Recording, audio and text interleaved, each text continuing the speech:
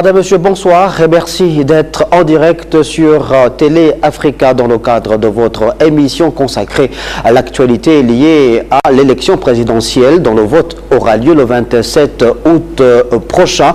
Les états-majors des candidats engagés dans cette bataille électorale sont plus que jamais en ordre de bataille, en rang serré bien sûr. Et parmi ces candidats, Ali Bongo Ondimba, le président de la République sortant au contact des populations. Il a lancé sa campagne électorale le 13 août dernier dans un stade d'Agondje qui a vu la présence de plus de 60 000 personnes. L'occasion pour le président sortant Ali Bongo Ondimba de remettre au goût du jour son projet de société, notamment la thématique qui s'articule autour du programme de l'égalité des chances. C'est également l'occasion choisie par Ali Bongo Ondimba chaque fois qu'il est dans une province au contact des populations pour faire le bilan de son septennat. Et dans ce bilan, il y a ce processus de la diversification de l'économie nationale enclenché depuis 2009 par le candidat Ali Bongo Ondimba. Et dans cette thématique liée à la diversification de l'économie, dans cette émission de ce soir, on va la lire à l'aune de l'agriculture. Et pour en parler dans le menu détail, je reçois le directeur général de l'agriculture, Bilandres Biboutou. Bonsoir, monsieur le directeur général. Bonsoir, monsieur. Merci d'avoir accepté l'invitation de Télé Africa pour que nous fassions le point sur l'agriculture dans notre pays. Le processus de diversification de l'économie est d'une importance capitale pour l'économie nationale, pour le bien-être des populations. On sait que le budget de l'État gabonais est essentiellement conçu sur la base des recettes pétrolières, mais le Gabon, qui est un pays à économie de rente, souhaiterait bien sûr davantage diversifier son économie, et l'agriculture occupe une place de choix dans ce processus de diversification de notre économie. Alors ma première question est très simple. Depuis 2010, quel bilan peut-on faire des principaux résultats obtenus dans le domaine de l'agriculture en ce qui concerne les grands projets, la formation ou l'emploi par exemple? Merci de me recevoir sur ce plateau qui me permet aujourd'hui d'expliquer certains points très importants du développement de l'agriculture et surtout du projet de société du président de la République, son Excellence Ali Bongo Ondimba. Et il faut dire que ce projet de société nous a permis en 7 ans de réaliser 3 grands projets majeurs, celui lié à l'agriculture évidemment, donc le Prodiag qui est mené par l'IGAD, qui est un partenaire au développement, qui nous permet d'installer sur toute l'étendue du territoire national des activités agricoles, surtout des populations qui veulent développer cette activité. Il y a également dans le nord, donc dans la province de Wellington, le PDR, qui est financé par également un partenaire au développement, le FIDA, qui développe également donc des exploitations agricoles à travers des coopératives organisées. Évidemment, le dernier de ces grands projets agricoles, c'est le programme Graines. Et on a vu l'engouement avec lequel les populations se sont associées à ce programme pour s'insérer dans cette dynamique de développement de toute la filière agricole. Voilà, on va revenir d'ailleurs dans notre émission sur le programme Graines, qui est un programme très important qui a été donc mis en relief par le président de la République et candidat Ali Bongo Ondimba. Alors, il y a une réalité dans notre pays en ce qui concerne l'agriculture. Est-ce que depuis plusieurs années, le Gabon a du mal à pouvoir rendre plausible l'autosuffisance alimentaire? Chaque année, c'est pas moins de 300 milliards de francs CFA qui sont dépensés par l'État gabonais pour justement acheter des vivres hors de notre pays. Alors, la question de l'autosuffisance alimentaire, est-ce que le Gabon a des réelles chances de pouvoir rendre concret cette autosuffisance alimentaire, ou ça reste encore une véritable chimère? Écoutez, nous avons déjà un potentiel assez important, des terres disponibles, et beaucoup d'investisseurs se ruent vers nous pour demander ne serait-ce que produire suffisamment. Alors, la problématique de l'autosuffisance alimentaire est très importante en ce sens qu'il faut d'abord développer beaucoup de choses autour de l'agriculture. Et c'est toute la chaîne de valeur des métiers de l'agriculture qui doit contribuer à l'atteinte de cette autosuffisance alimentaire. Celle-là part donc de l'aménagement des espaces agricoles à travers le PNAT qui est là, qui est, je pense, en voie de réalisation, donc le plan d'affectation des terres.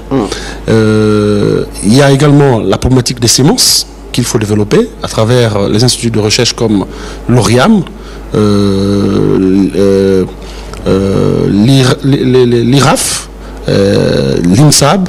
Donc, il y a également les laboratoires qu'il faut développer. Et quand nous avons mis tout cela en place, nous allons donc lancer tous les grands projets destinés à la production, à la transformation, à la commercialisation et à la labellisation de nos produits. Alors, on sait que ce programme Graines a été lancé pour atteindre cet objectif de sécurité alimentaire, mais comment est-ce que le ministère de l'Agriculture, justement, accompagne le programme? Quelle est la contribution du ministère de l'Agriculture dans la mise en œuvre de ce programme Graines? Alors, le ministère de l'Agriculture est directement impacté, si on peut le dire, dans ce programme. De la coordination, dont moi-même je suis le coordinateur adjoint, à la mise en place, à l'évaluation également du programme sur le terrain.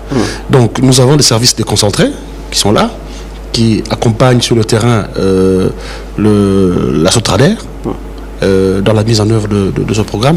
Et à la conception, justement au niveau de la coordination, nous avons une équipe technique qui assiste au quotidien et la Sotrader et la coordination du programme Graines. Alors, on sait que ce programme Graines est un programme très ambitieux qui est lancé pour une période d'abord de 5 ans, qui va voir la mobilisation de près de 1600 villages, qui s'étale sur une superficie de 200 000 hectares et qui, à terme, devra créer 20 000 emplois. Donc, c'est un programme très ambitieux, donc, que celui initié par le président de la République, Ali Bongo Ondimba. Mais on sait aussi qu'il y a d'autres programmes qui ont vu le jour bien avant Graines, notamment les programmes relatifs à la création des fermes agro-pastorales. Quelles sont-elles devenues, ces fermes? Alors, ces fermes existent. Dans la mise en œuvre, dans le fonctionnement de ces fermes, il s'est peut-être posé un problème sur l'exploitation, s'il faut le dire. Mais on a plutôt opté pour la concession de ces fermes, pouvoir produire abondamment. Donc l'objectif qui a été développé, c'est de concéder ces fermes au grand groupe Olam pour qu'Olam puisse trouver des partenaires. Et nous avons trouvé certains partenaires qui vont suffisamment exploiter ces fermes-là, puisqu'il y a beaucoup d'autres spéculations que celles que nous trouvons aujourd'hui dans le programme Graines. Donc, hormis le manioc, la banane, le piment, il y a d'autres spéculations que nous importons, que nous voulons développer à travers ces fermes-là. Donc, elles sont là, elles sont prêtes à être exploitées. Et sinon, elles sont même exploitées à l'heure actuelle par le groupe Olam, la Sotrader particulièrement, qui vraiment met en œuvre ce programme. Alors, on sait que la population active dans le secteur agricole est très vieillissante, que les jeunes, dont l'essentiel des jeunes vit en zone urbaine, rechignent à faire le travail de la terre. Comment est-ce que le ministère de l'Agriculture peut-il faire pour changer cette mentalité? Alors, ce n'est pas un problème propre au Gabon. Il est, même dans les pays occidentaux, la problématique se pose avec beaucoup d'acuité.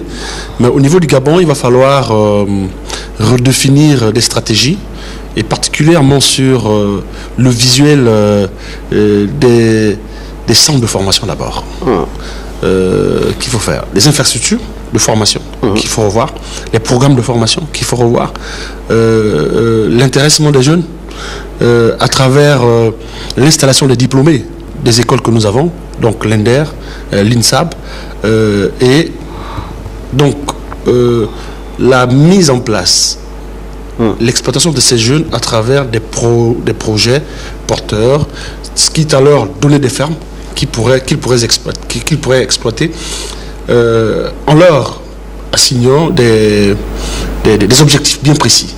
Et qu'au bout d'un certain temps, qu'on puisse leur donner ces fermes-là après avoir atteint les objectifs que l'État aura assignés. Donc c'est comme ça qu'il faut intéresser ces jeunes-là. Je pense qu'il n'y a qu'à travers ces actes qu'on peut pousser tous les jeunes à s'intéresser à l'agriculture. Mais il faut relever une chose, c'est que nous avons aussi une partie des jeunes que nous ne voyons pas, qui sont en train de transformer des produits locaux, qui transforment les produits, mais qui nécessitent un accompagnement assez important. Parce que la transformation nécessite des outils importants, du matériel adapté, qui puisse donner une valeur ajoutée aux produits que nous transformons.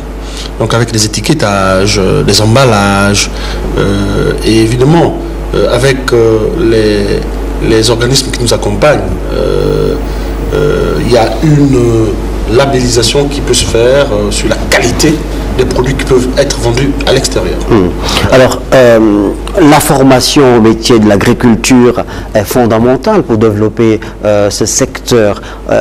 Pourtant, on voit bien que sur le terrain, l'une des écoles les plus importantes dans le domaine de la formation agricole au Gabon, l'ENEDER, est dans un état lamentable aujourd'hui. Peut-on concrètement penser à développer ou à accélérer le processus de diversification de l'économie dans le domaine de l'agriculture sans préalablement qu'il y ait une véritable formation?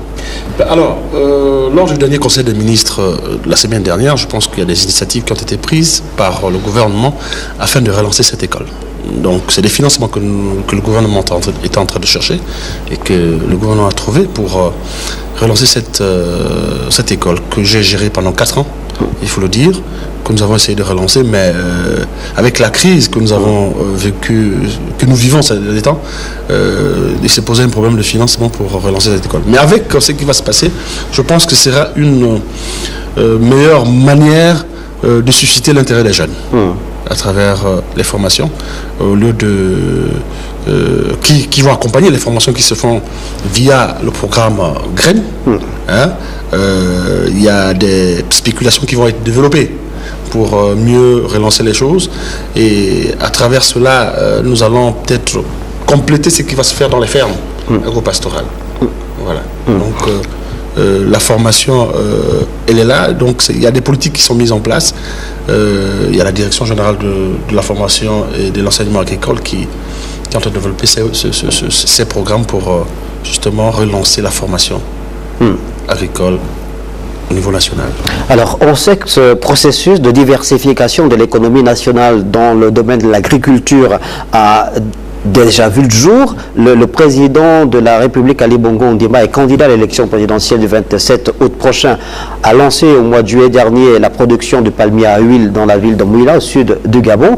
On se rappelle que lorsque le président de la République avait annoncé justement la culture du palmier à huile dans notre pays, la société civile, dite libre notamment, avait dénoncé les méfaits, semble-t-il, de la culture de ce palmier à huile. Alors, concrètement, de façon réaliste, est-ce que le développement intensif de cette culture de palmier à huile peut être néfaste à notre environnement et même représenter un aspect désastreux pour les populations sur le plan social? Écoutez, déjà, la mise en place des plantations de palmiers n'a pas débuté sous l'ère de son Excellence Monsieur le Président de la République. C'est bien avant. Il y a eu la société SIAT, et VEGAP, si on peut le dire, qui exploitait tout cela. Aujourd'hui, il y a Olam, qui, heureusement, déjà, il faut louer l'apport de cet opérateur économique qui ne détruit pas les forêts, pas toutes les forêts. Il y a des identifications des forêts bien précises et il y a la plaine qui est exploitée au niveau de Mouila. Donc, l'avantage de ces palmiers qui vont pousser dans les plaines, ce serait de capter sur le plan environnemental le CO2, la captation du CO2. Donc, ça va remplacer les arbres qui ont été détruits. Donc je pense que c'est un débat qui est vrai, qui est souvent d'actualité avec la société civile, mais c'est un domaine, le palmier est un domaine très important pour justement cette diversification de l'économie, parce que avec les exploitations de notre opérateur, il y a cet avantage déjà d'employer suffisamment du monde, de transformer de l'huile au niveau local et de la vendre à l'extérieur. Et vous voyez qu'il y a à travers cela les ports qui vont se développer pour évacuer justement cette surproduction d'huile de palme au niveau national. Alors, une autre question. Les populations restent dubitatives sur l'utilisation des engrais et des produits phytosanitaires, notamment dans les projets agro-industriels, parce que ces populations estiment qu'elles représentent ou que ces produits représentent une réelle menace pour leur santé. Pouvez-vous rassurer les populations qui vous regardent aujourd'hui quant à l'utilisation de ces produits phytosanitaires et ces engrais? Bon, l'importance de ces produits dans la production, vous voulez, dans l'exploitation des plantations, c'est d'améliorer le rendement. D'accord? Mais c'est l'abus. C'est l'abus. Il y a justement certains opérateurs qui ne sont pas des grandes sociétés, mais des petits exploitants qui surosent, qui surutilisent ces produits-là. Mais nous, au niveau du ministère de l'Agriculture, nous avons une politique, c'est que nous revisons un peu la qualité des produits qui rentrent au niveau national. Nous revoyons tout cela. Il y a une police phytosanitaire qui est là. Il y a des dispositions légales qui permettent d'orienter également les opérateurs quant à la qualité de ces produits phytosanitaires qui rentrent au niveau national. Bon, il y a également un autre volet lié à l'utilisation de nouveaux produits qui sont biologiques. Et c'est à travers des partenariats que nous sommes en train de développer que nous voulons intégrer ces nouveaux produits pour améliorer le rendement au niveau de l'agriculture. Alors, on sait que le Gabon est un pays avant-gardiste dans le domaine de la protection de l'environnement, de la lutte contre la déforestation au niveau de l'Afrique centrale. Le président de la République, Ali Bongo Ondimba, est le leader dans ce domaine au niveau de l'Afrique centrale, au niveau de l'Afrique d'ailleurs tout entière. Mais on sait qu'il y a évidemment une conséquence, c'est qu'il y a aujourd'hui ce conflit homme-faune que vivent avec acuité les populations dans nos villages. Régulièrement, les animaux, notamment les éléphants, dévastent les plantations des agriculteurs dans les villages. Quelle politique le gouvernement peut-elle envisager mettre en relief, surtout que l'indemnisation des victimes jusque-là ne donne pas satisfaction? Bon, vous savez que c'est un débat assez important au niveau de la scène nationale, pas seulement nationale, même dans les pays limitrophes, on éprouve cette difficulté de gérer ce conflit homme-faune. Qu'à ça ne tienne, il y a des solutions qu'on essaie de trouver pour limiter les dégâts. La semaine dernière, je pense que le professeur Lee White a exposé une solution. Les barrières électriques, c'est vrai que ce n'est pas suffisant. Et c'est peut-être pas... sera peut-être pas appréciable par certaines populations, mais c'est déjà un pas. Et évidemment, dans cette recherche de solutions, nous tissons des relations avec d'autres partenaires, surtout occidentaux, qui ont développé certaines stratégies. Il y a des repulsifs naturels qui peuvent être développés, et je pense que nous avons nous sommes en train de faire venir ces produits, ces repulsifs, pour tester également, pour voir comment ces produits pourraient agir sur les animaux, mais pas pour les tuer, mais pour les repousser. Ce ne serait pas nocif, mais les solutions sont en train d'être trouvées. Il y a également le kit de la FAO qui est presque là, qui va être testé pour voir l'efficacité réelle de ces outils contre les animaux dévastateurs. Alors, Finalement, que peut-on retenir des réalisations faites durant le septennat d'Ali Bongo Ondimba sur le plan de l'agriculture? Que peut-on retenir? Alors, déjà, de premier abord, c'est déjà l'engouement avec lequel les populations ont manifesté lors du lancement du programme Graines. Des entreprises coopératives sont nées à travers cela. C'est des milliers de coopératives qu'on voit aujourd'hui naître, mais nous sommes en train de les accompagner pour qu'elles deviennent des coopératives dignes de ce nom, comme celles qu'on trouve en Europe, avec des conseils d'administration, avec des résultats de production qu'on pourrait vraiment envier à des sociétés, avec des produits de qualité qu'on pourra vendre à l'extérieur. Je pense que c'est le point le plus important que nous pouvons voir sur le domaine de l'agriculture, avec évidemment l'arrivée des grands opérateurs qui nous aident, qui nous accompagnent dans le développement de la stratégie agricole. Alors, malgré ces points satisfaisants que vous venez de mettre en relief en ce qui concerne le bilan d'Ali Bongo Ondimba dans le domaine de l'agriculture, le président de la République lui-même estime qu'il faut accélérer la cadence, il faut accélérer bien sûr les réformes. Selon vous, que faire pour accélérer cette cadence dans le domaine de l'agriculture? Je vous disais dans mon propos préliminaire, c'est que il y a des infrastructures à refaire. Il y a la formation à reviser. Il y a également un investissement humain. Parce qu'il y a un déficit, que ce soit au niveau du privé comme du public, un déficit en ressources humaines. Alors, quand vous parlez de déficit en ressources humaines ou de formation, est-ce que vous pensez que cette formation doit être repensée dans un large spectre? Est-ce qu'il faudrait qu'il y ait peut-être une synergie entre le ministère de l'Éducation nationale et de l'agriculture pour que les métiers de l'agriculture soient appris aux enfants le plus tôt possible? Il va falloir intégrer justement ces modules de formation dès le primaire,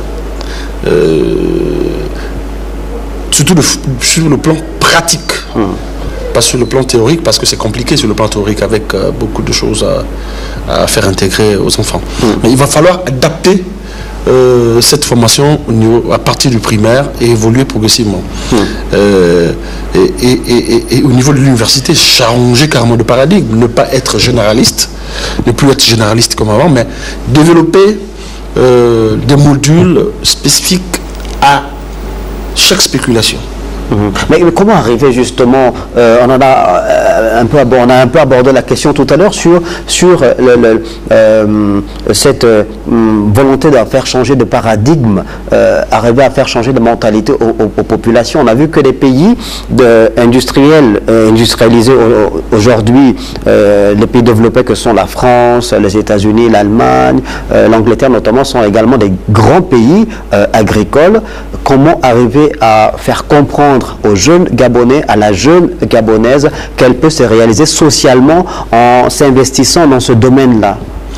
Oui, mais pour cela, il faut d'abord développer les structures de base, donc les écoles, les structures de transport pour récolter également les productions de ceux-là qui vivent déjà de la production agricole. C'est incitatif. Dès lors que la production est évacuée et que le producteur ou l'agriculteur perçoit l'argent frais, je pense que c'est une source de motivation. Tant que ce n'est pas fait, nous resterons toujours dans cette dépendance des produits vis-à-vis des produits miniers, des produits forestiers. Donc pour cela, il y a beaucoup de choses à faire. Il y a une stratégie à mettre en place qui est déjà là, mais qu'il faut vraiment développer le plus rapidement possible. Alors, ce sera la question de la fin, bien sûr. Quelles sont les perspectives à mettre en place dans le domaine de l'agriculture, notamment? Bon, dans le domaine de l'agriculture, pour des perspectives, il va falloir déjà identifier, faire la cartographie des sols. Parce qu'on ne développe pas l'agriculture n'importe où et n'importe comment. Cette cartographie nécessite des moyens importants. Parce que si on veut développer la banane partout, ce n'est pas le même rendement qu'on peut avoir partout. Il va falloir également relancer d'autres filières que nous sommes en train de perdre, donc les agrumes, que nous n'avons presque plus, ça il faut le dire, c'est vrai que nous avons des manguiers là, mais il faut avoir également des manguiers compétitifs à l'international. Il faut relancer les orangiers, les citronniers, ainsi de suite, parce que nous n'avons plus. Et pour cela, ce sera au gouvernement de mettre suffisamment de moyens si on veut changer carrément de paradigme économique, hein, pour ne plus laisser le pétrole, le manganèse et le bois gérer l'économie nationale. Bilandres Biboutou, merci. Merci d'avoir accepté l'invitation de Télé Africa. Nous avons pu faire le point sur ces réformes initiées par le président de la République et candidat à l'élection présidentielle. Durant son septennat, on a notamment abordé la mise en relief du projet Graines, vaste projet bien sûr, qui devra créer à terme 20 000 emplois et qui va concerner plus de 30 000 familles dans sa première phase de lancement. On a également parlé de cette question d'actualité relative au conflit homme-faune. Merci de nous avoir regardé et bonne suite des programmes sur votre chaîne préférée, tout en remerciant bien sûr nos partenaires d'Imagine Gabon qui nous ont permis de pouvoir avoir toute la documentation possible, nous permettant de mettre en relief les principales réformes initiées par le président de la République durant son septennat.